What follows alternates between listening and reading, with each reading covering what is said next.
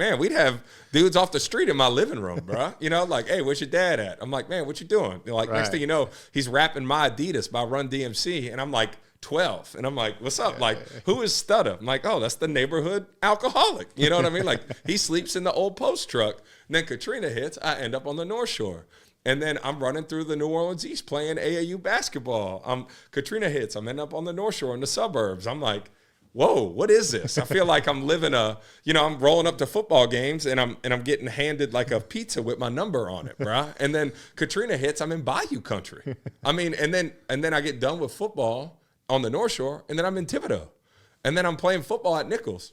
Like, what? I'm like, dude, you like Thibodeau? I'm like, yeah, I like everywhere I'm at. You know what I'm saying? Right. And then, so I spend time. Next thing you know, I'm bow fishing in Cutoff, Golden Meadow, Grand Isle.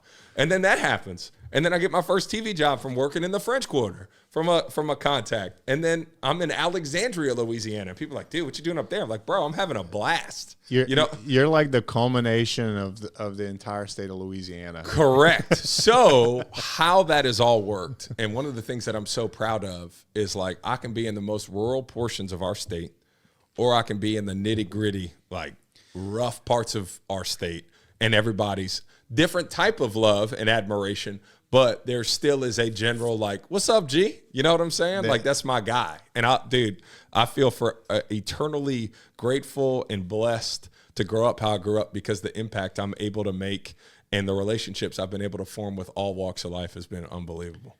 That's cool. Look, I told you, I had a client that came up to me one time and said, there's two boys that are invited to the cookout, you and Gerald Gruenig. And I took that as a super compliment. Yeah, for sure. And I think it's a level of realness and a level of being able to relate to different types of people. Yeah. And that's what I tell people all the time too, is like, you know, in my comments, they'll be like, hey, Gerald's invited to the cookout. I'm like, bro, I grew up at the cookout, man. Yeah. Like, I've been there. Thanks for the invite, but I'm already here, homie. Yeah. You feel me? You know what I'm saying? So, but those things do mean a lot to me. But also what I love is like, hey man, come on a duck hunt.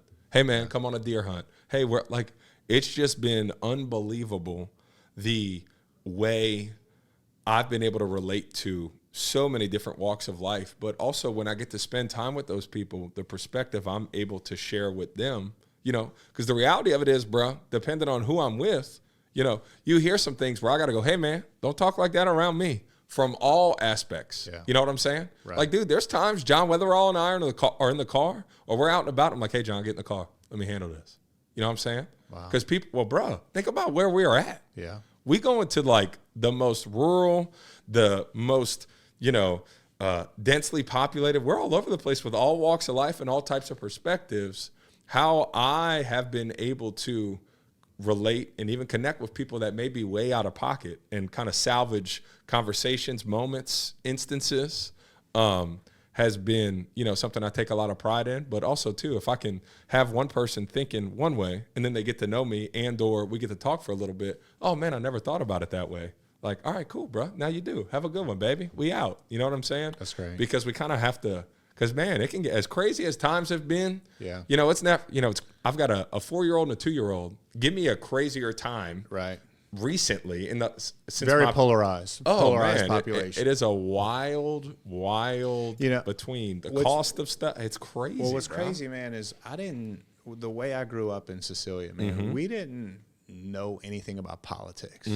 I remember one time I was on the playground and there was like a plane that drew in the sky, like Edwards or Duke, or I don't know what it was. Right. And I was like, that's the first time I can remember ever thinking about politics, because we just didn't talk about it. Yeah, right. My family was not a very political family. And it's like, now everything is so polarized. And you know, it's just it makes me sick, because the way I grew up in Cecilia, dude, everybody was on the same level. Yeah, right. I don't care. White, black, Asian, I don't care. Everybody was on the same level. Republican, Democrat, dude. We're all on the struggle bus here trying to make it. Right? And we all in Cecilia, Cat. We're all in Cecilia, Cat. Yeah, right. I give you big props for your trip to Cecilia. You went to Piggly Wiggly. Oh yeah, Green's Piggly Wiggly. Dane is actually my cousin. Okay, right? It's fire. And you got them pink weenie hot dogs with the most fire chili. And I was like, Gerald knows what's up, bro. Oh yeah, no, for sure. Because that's how I grew up.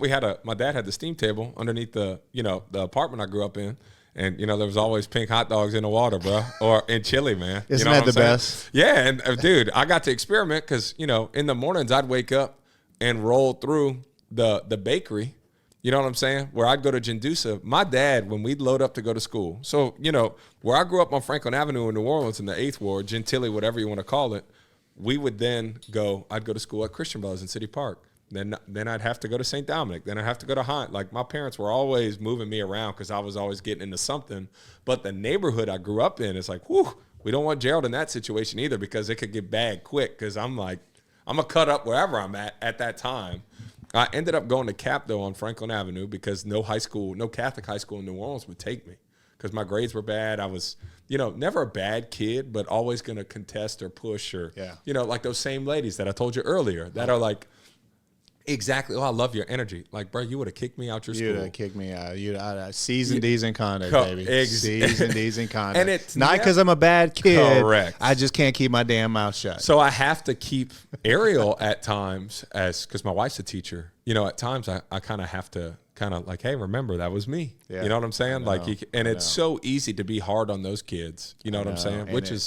And don't pound them down too much because they might be the next Gerald Gruenig or Chaz Roberts. Oh, man.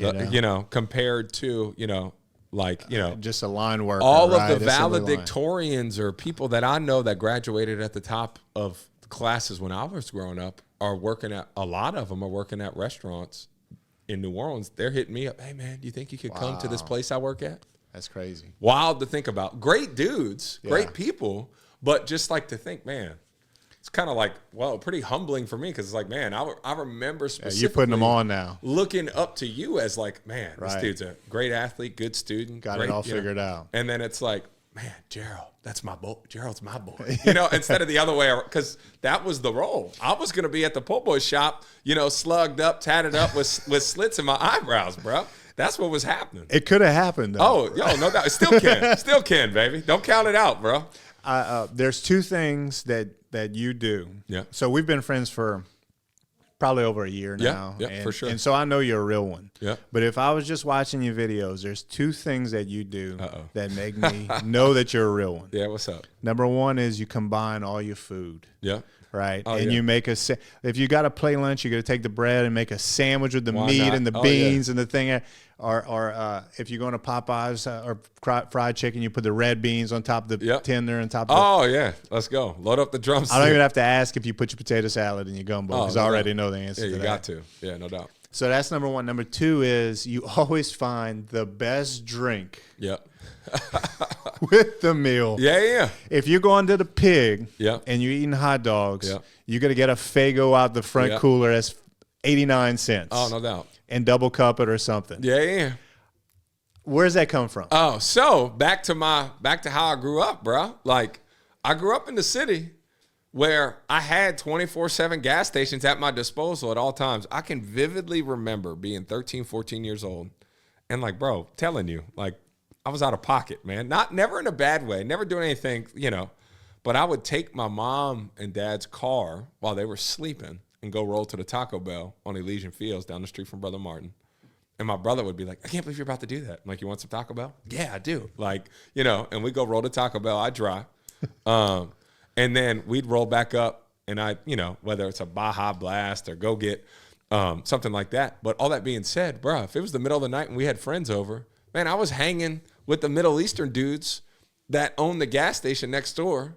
So, like, dude, that's the culture I grew up in. You know what I'm saying? So, like, big shots, it wasn't a treat. It's just what I drank. Right. You know what I'm saying? Or like a bottle of Barks root beer or, you know, stuff like that. Hubig's pies, red cream soda, like that. Dude, I had a fountain machine under my house, bro. Right. So it's not like my daughter who's like, oh, I get lemonade water today. It's like, bro, I get home from basketball practice and be slamming, you know, pineapple, bro. You know, like it just is what it is.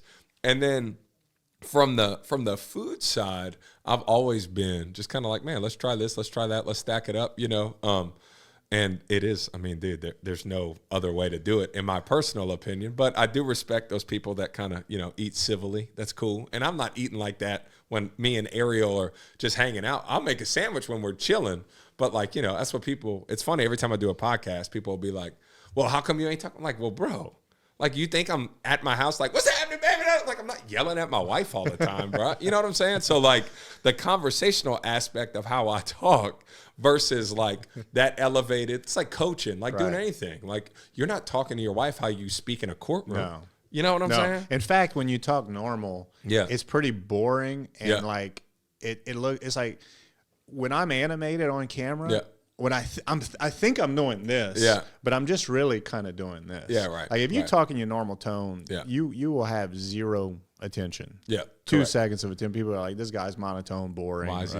Oh yeah, no doubt. So you have to elevate it to a certain. I mean, there's like, you know, I've learned there's like an anchor voice, right? Like in TV, like, you know, like you talk to me and it's like, hi, you know, I'm Gerald Gruenig, but I'm on TV. Hello, Acadiana, I'm Gerald Gruenig. Thanks so much. You know, like there is a certain like performance aspect of what I do for a living. So anyway, all that being said, that, you know, that's kind of how that all came about. Yeah, that was an observation I made, and it just rings true in so many things, man. I catch myself doing the same thing, and I was like, damn, dude, that was country as hell. But that's all right, man. That was country. I kind of have to get myself in check too, because culturally, at times, you know, how I grew up and where I grew up in New Orleans, you know, it's like, bro, how I used to talk, how I used to act, how things used to be, like now don't fly. You know what I'm saying? So, but it's still in me. Yeah. You know what I'm saying? Like it's always gonna be in you. Right. So I had a soccer practice yesterday. I took my shoes off and I coached a team of 12 9-year-olds barefooted for an hour and a half. Yeah. Running around. And people were looking at me like, what is wrong with this man? I was like, dude, this is my best footwear, best footwear known to man, barefoot. Being barefoot, dude. Right? My dad gets on me about that all the time. Put some shoes on. I'm like, bro, I love being barefoot. One of the ladies said, damn, that's country. I was like, hey, that's me. Don't knock it till you try it. Hey, it would mean the world to me if you subscribe to the podcast and leave us a 5-star review. It helps keep the show free, and it helps us book better guests to provide more valuable content to you. None of the opinions expressed by my guests are that of my own, and nothing we talked about creates an attorney-client relationship or could be construed as legal advice. Hope you enjoy the show.